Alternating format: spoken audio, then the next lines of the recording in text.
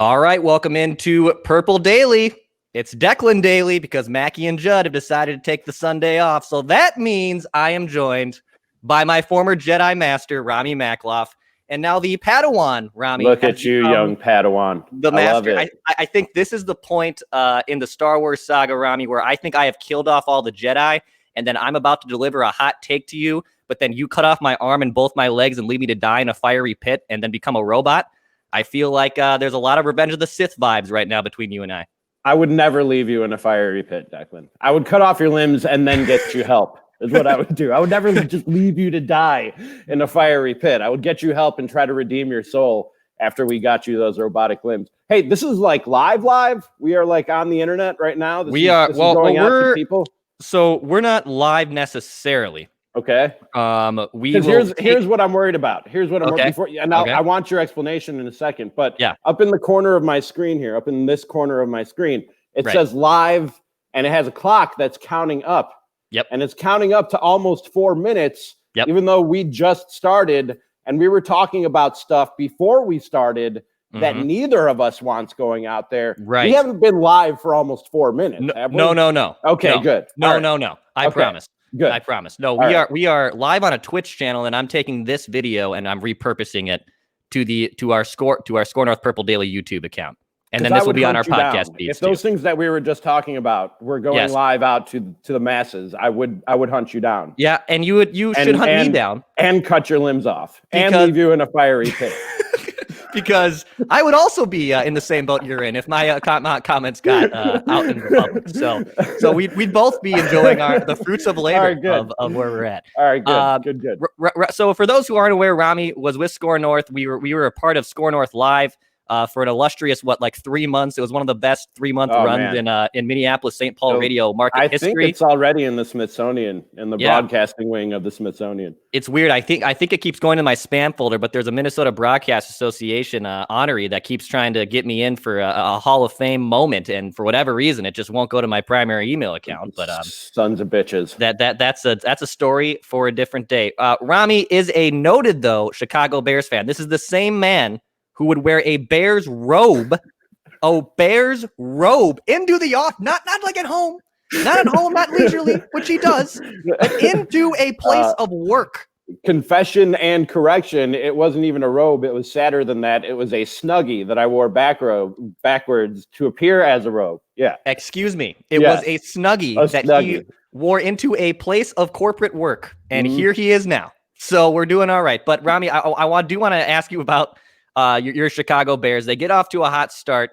Obviously, you've had a little bit of a quarterback dilemma. The head coach is a bit of a buffoon. Forgive me for saying it.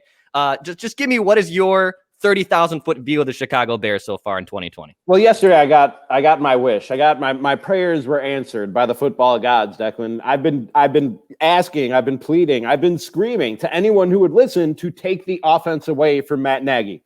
Okay. And that happened. Yesterday, they announced that he will not be calling plays. It'll be Bill Lazor, their offensive coordinator, calling plays Monday night against the Vikings. And thank you, baby Jesus, for delivering on my prayers. Seriously, because that dude has no clue what's going on. And on top of that, you have two quarterbacks who aren't very good. But having said that they aren't very good, Matt Nagy didn't even get the best or the most out of either of those not very good quarterbacks. I think there are higher ceilings for both Trubisky and Foles than what we've seen. And especially, and I don't say this to mean that Mitchell Trubisky should be in the conversation with Deshaun Watson and Patrick Mahomes and the other guys who he always gets compared to.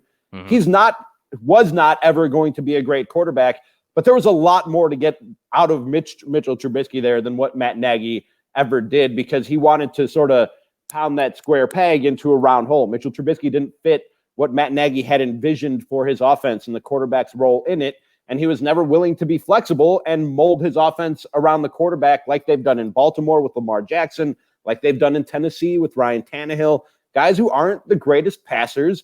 So you use their athleticism, you use their legs, you get the ball out of their hands quick, you get them on the move. He never tried that with Mitchell Trubisky ever. And then Nick Foles, I mean, he's just Nick Foles, man. I know the story around him. I know the narrative. He won the Super Bowl MVP. He had a really good season, one really good season with Philadelphia. But other than that, he's been this dude. He can look really good at times and he can look really bad at times. And that's what you've gotten in a Bears uniform. I'm not shocked at all by what we've seen at the quarterback position or by the team as a whole. You said from a 3,000-foot view, I said at the beginning of the season, this team could win anywhere from 7 to 13 games. And I don't play that game very often in the NFL. I'll usually give you a prediction like down to 1 or 2 games, but I didn't see much change in the offense. So what was going to get it done for the Bears was great defense and causing a lot of turnovers, scoring touchdowns with that defense, or at least putting the offense in position to score more often than not. And they've done that, just not to the degree that we've seen 2 years ago. So they're like right in between. They're on pace for like 10 wins. And I said 7 to 13. So they're like right there. You know what I mean? They're like right in the middle of what I said, because about half of the things that needed to happen for them to get to 13 have happened, and half the things that needed to happen for them to end up at 7 have happened. So here we are on pace to win 10 games, which I'll take. They're not a great football team. 10 wins is a playoff berth, and I'll take that. Right. Is it almost though like super frustrating because the fact this defense is essentially legendarily good and could carry you, and then if the offense was even just like average or competent, like as a Bears fan, is it almost more frustrating watching you have like this insane legendary defense, but you can't capitalize with at least a capable offense? I know this hasn't been Vikings fans' lives, but this has been because you had the Randy Moss era, and that was great. You guys are putting up huge numbers. But this has been the Mike Zimmer era. You know what I mean? Where you're trying to ride a defense to victory, and you can.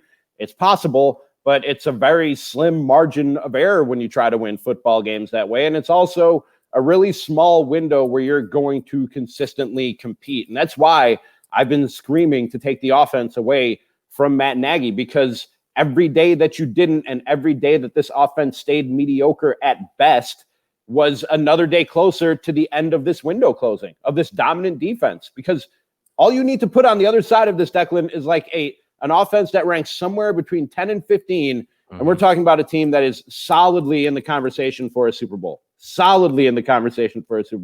And they can't even get there. But that's been my whole life. That was the Lovie Smith era. That was the 80s Bears. This is my life, Declan. So it's a familiar and kind of comfortable place to be in a weird way. Do you think Matt Nagy is back next season? I do.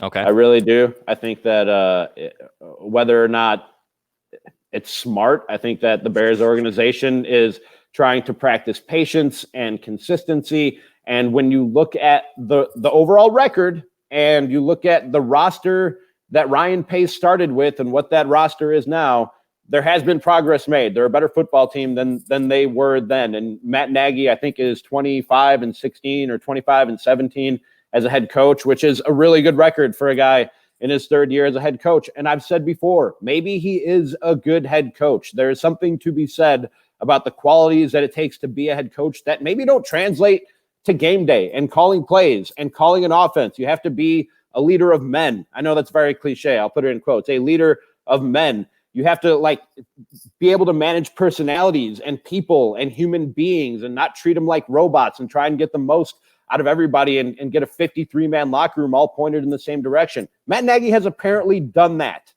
His team just doesn't score enough points. So keep him as the head coach. Give him another year as the head coach. I'm fine with that. Just find an offensive mind that can score me like 24 points a week. That's not a lot to ask for. Get me like 24 points a week, and I think we'll be all right. I like it. A hypothetical question for you, Ramie. Let's say Kirk Cousins is like that he's on right now, the contract he's on gets ripped up, and he's a free agent. I think personally, if the Vikings are going to move on, it'll be a trade because there's like cap ramifications that are so beyond complicatedness that I don't want to get into, and I don't really want to understand. Like I got an 18 on my ACT, Ramie. There's a reason I went to St. Cloud State. I didn't want to learn a certain level of math. Okay, so I don't want to understand the cap ramifications with it. However, let's say there was a situation where Kirk Cousins is now the starting quarterback of Chicago Bears in 2021. How would Ramie Makhlouf feel about Kirk Cousins being a Chicago Bears quarterback on week 1 of next season? What else is happening around Kirk Cousins? Because that is always the question around Kirk Cousins. I think we've talked about my theory on quarterbacks, Declan, in the NFL when I had a job. And it was this. It was this. at any given moment in the NFL, pick an era, pick a year, pick a decade, or whatever you want. At any given moment in the NFL, there are like 5 to 7 quarterbacks who are great and who are going to be successful no matter where you put them, no matter who you put them with. Then there are like 5 to 7 who are terrible and they're not going to be successful no matter where you put them and whoever you put them with. And the rest, the other 20 guys or so, are in the middle, varying shades of the same dude. And that is to say that they will be as good as whatever you put around them. The coach, the system, the weapons, the protection. And Kirk Cousins, I think, is actually, when everything is right around him, and we saw this last year, when everything is right around him, he's up at the top of those 20 guys, those 20 guys in the middle who are just as good as whatever you put around them. He can be at the top of that tier of guys. So I like Allen Robinson. I like the rookie tight end that they got this year in Cole Kmet. I really like their running backs and David Montgomery and Tariq Cohen when he gets healthy. This offensive line was expected to be very good this year before they ran into some injury problems. They were underperforming before the injury problems, but then they really ran into it with some injury problems. If you bring back all that and add a piece or two and find me an offensive mind who can actually do something with it and put Kirk Cousins in a comfortable and familiar position where we know he can be successful, fine. Give it to me. Give it to me, Declan. I'm going to tell you something, though, that I think is going to make you very happy. All right. The Bears blew it this offseason and not bringing in Teddy Bridgewater. Yes, they did. Thank you. Did. Yeah. Thank you. I had to give you that. All right. I know that's your guy. He is my guy. It's one thing when you get your heart ripped out, Ramie, and that person treated you badly, so like you can get over it quickly. It's another thing when they almost die on prom night and then leave you to find another man in their life who is making their life better and their own lives better. That's dramatic, man. That's what it's like watching Teddy Bridgewater in Carolina. Like, because Carolina, look, it's going to be a slow rebuild, and Teddy isn't in like the 5 to 7 guys that we were talking about that are insanely great. No. But he has all of the other intangibles, the leadership, and that is like that's such a cliche in sports to talk about. Oh, he's got the leadership, but in football, especially with the quarterback here in Minnesota, it means a ton. And yeah, Teddy is killing it. I love watching Teddy, and to be honest, isn't there more prototypical Bears quarterback than Teddy Bridgewater? He does all the things that. And I know the bar is low for Bears quarterbacks, but like he would be so great in Chicago. He would have been great. He would have been perfect for them. And I don't know if you remember, I was talking to this with our other former colleague Matthew Collar the other day. I won't mention his podcast. He doesn't need that. No, it's purple. It's fine. It's fine. No, don't. We like Matthew. I don't really like him. I just do his show. But I'm kidding. I love Matthew. But I do think he would have been the perfect guy for this offense. I really do. He doesn't make mistakes. He gets the ball out quick. Great leader. I think Teddy Bridgewater would have been the guy. I think that was the perfect fit for this Bears team. Even though I've been a critic of, well, not a critic of Teddy Bridgewater, but just the adoration for him here in Minnesota, I think is a little above and beyond, and you're the personification of that. But that was a really gory analogy you just made. I liked it. Well, Jesus, dude. You get your heart broken more ways than one, and in the sports world and in real life, and are you that's all what right? I come up with. I'm Lord. Fine. Well, I'm fine. You know, all right, fine. I'm thriving right now. I'm No, thriving. but I think remember the Bears, there was a report out there that the Bears had an agreement with Teddy Bridgewater. There was a report out there for like 3-4 hours. And I always think there is smoke to those fires. Like, people don't just throw that stuff out there. I think there was an agreement in place, and they said, welcome to the family, Teddy. You're going to come in and compete with Mitch. And he had the pen ready to sign the contract. He was like, what, compete with? Nah, man, I'm good. I'm good. And just set the pen down. And that was the end of those negotiations. Probably a good move for Teddy. Absolutely, yeah. I understand.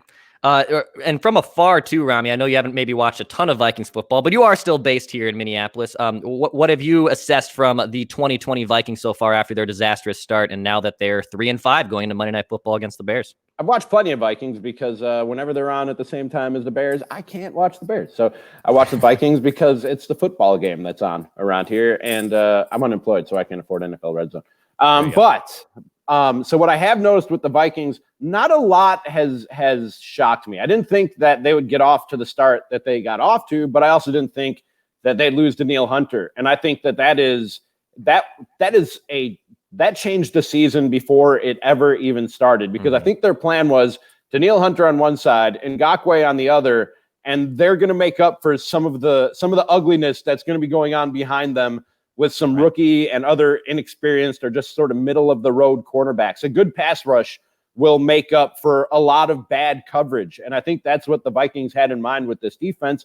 And Mike Zimmer, and those two guys weren't the only ones who I think Mike Zimmer was counting on defense, but Mike Zimmer can often cover up some blemishes and some weaknesses with strengths elsewhere on the defense. He's really, really astute and a mastermind almost at doing that. So I think that when you lost Danielle Hunter, that kind of changed everything, man. But on offense, I'm not all that surprised by a lot that's gone on offense, because I talked about this with you. I talked about this with Collar in the aftermath of the draft and the Stephon Diggs trade. Like, you didn't do a lot to get better on offense, and you can't expect rookies to come in and make a huge impact, or even second-year guys. I love Irv Smith, but most tight ends don't really hit their stride and hit that ceiling till their third or fourth year in the league. I love Justin Jefferson, but he's not going to hit his ceiling till his second or third or fourth year in the league, as good as he is right now. Dalvin Cook is a beast, but we knew the offensive line was questionable, and we knew what we just talked about with Kirk Cousins, which is that if everything is not just so around him, he's not going to be the quarterback that you need him to be. And that's been the final domino that's fallen after all the other things that I've said. And when that domino falls, the whole thing comes crashing down.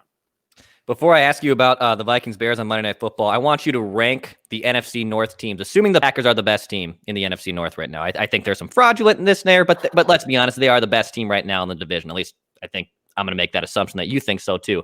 So give me the remaining 4 teams, not based on record, but just at the end of the season, where do you think the NFC North falls from 1 through 4?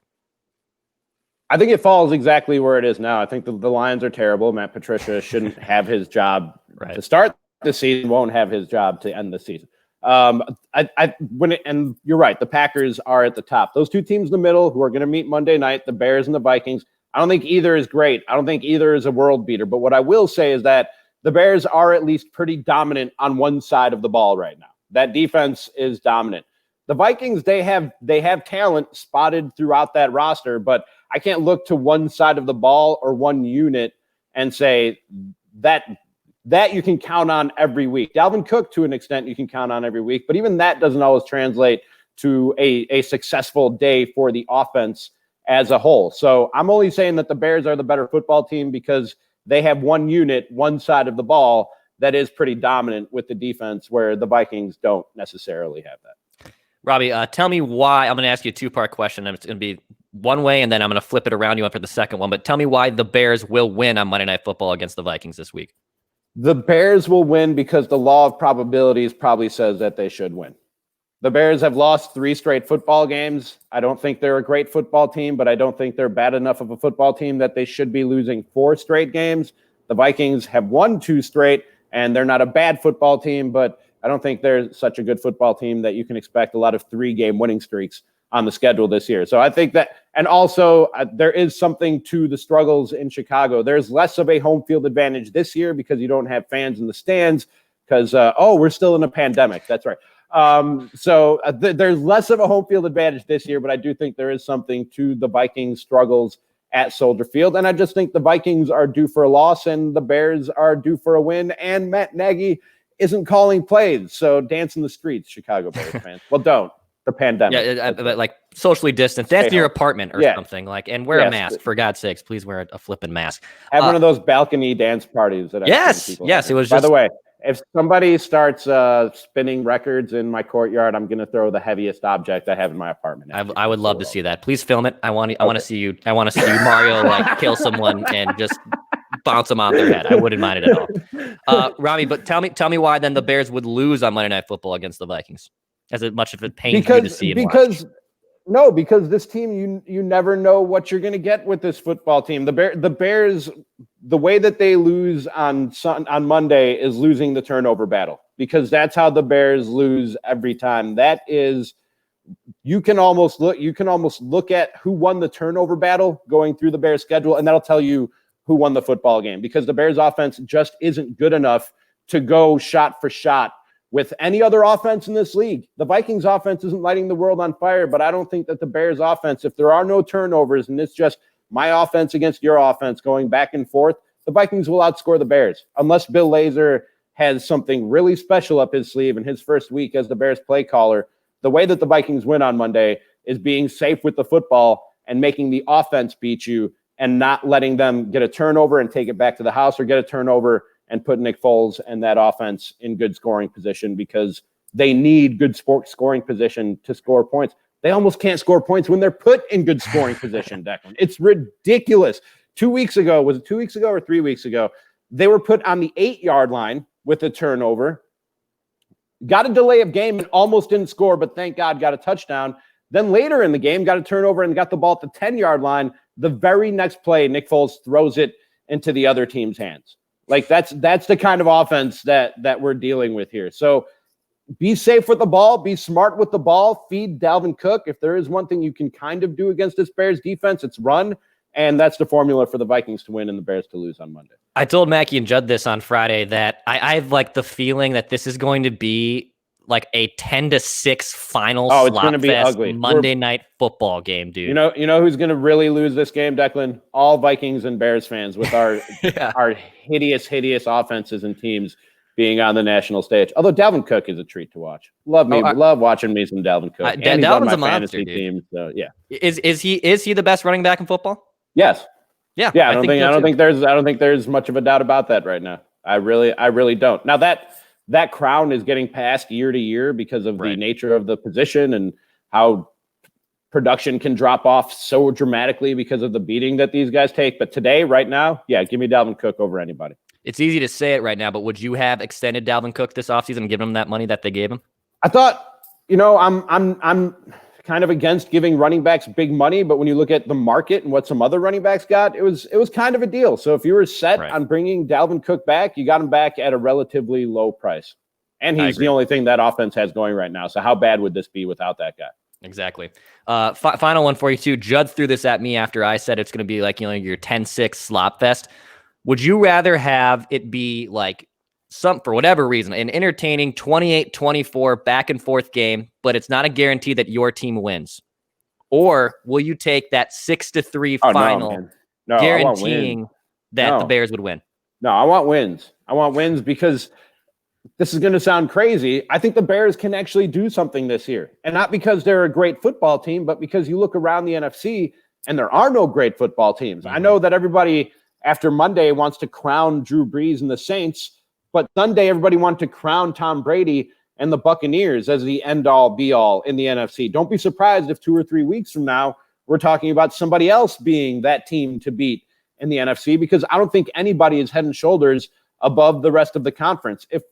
If the Bears can figure something out on offense, to score 24 points a game, get hot at just the right time, all they need to do is get in the playoffs and something crazy could happen. I'm not saying it's likely. I'm saying that in this year's field, it's definitely possible. So get me wins however you get them. This is what I've been telling Bears fans. I'm not going to get upset about ugly wins. I'm going to take wins however I can get them. Hope this defense and this team gets hot at just the right time. You get a little luck in January and February, and who knows what we're talking about. Maybe we're having a socially distanced parade in Chicago. I would love a second. I wanted a T-shirt that said "I survived Ramie Makhlouf Super Bowl party last year" after all the food I had to put down. And even though you love to, and everyone loves to make fun of my petite figure, I can eat, dude. No, you can put it away, dude. You can pack it away. I was impressed. Yeah, and I guess too, like final thing too is this NFC playoffs. So you always hear and this applies to like all sports, but well, if they can just get into the wild card and get hot at the right time. But with football having essentially no fans, I mean, most of them won't have really that much of a home field advantage.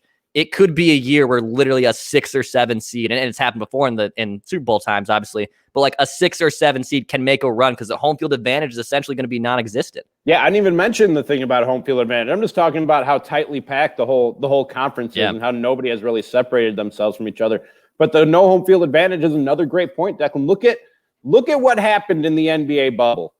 If you don't think the bubble and taking home court advantage away from some teams had something to do with some of the upsets that we saw, the Clippers and the Bucks, the 2 seeds in both conferences go down. If you don't think that being in that bubble, and whether you want to say it's home court advantage, being away from their families, the routine that they had gotten used to, all these things I'm sure played a factor for different guys on a case-by-case basis. But yeah, that also changes everything, Declan. Just nobody is that great or is setting themselves apart in the NFC right now, or the AFC for the most part. The Chiefs are the Chiefs. They're great.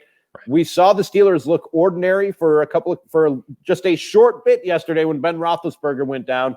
And who's to say Ben Roethlisberger doesn't go down at any point, given his age and where he's at in his career and the fact that he can't move all that well. So I think anything could happen in this year's NFL, more than you can even usually say that. And you can almost always say that in the NFL because it's kind of a random league when you look at results over the course of history. Purple Daily, this has been Declan Goff. Ramie Makhlouf has been our guest. Follow Ramie on Twitter at Ramie is tweeting. It's a great Twitter handle, by the way. Like it's very just simple. And I know you have it like Ramie is gramming. Like it's just Ramie is snapping. Ramie is snapping. Ramie is twitching. I don't use any of these. I mostly just use Twitter, but I got them for, the day when I do start my social media empire, Declan. I didn't want anybody else to have those. And I will be right behind your side doing your bidding. Oh, no, you just froze. Did I freeze? Am I back? You did, but you're back now. All right. Well, let's just wrap up here on Purple Daily doing our great guest with Ramie Mac. That's a perfect segue to end this conversation. Follow us on YouTube at youtube.com/Purple Daily and on our SKOR North YouTube, SKOR North MN. Rate and subscribe on Apple, Spotify, and SKOR North. And thanks for joining us. Declan. Yes. Love you, buddy. Take care. Be safe out there.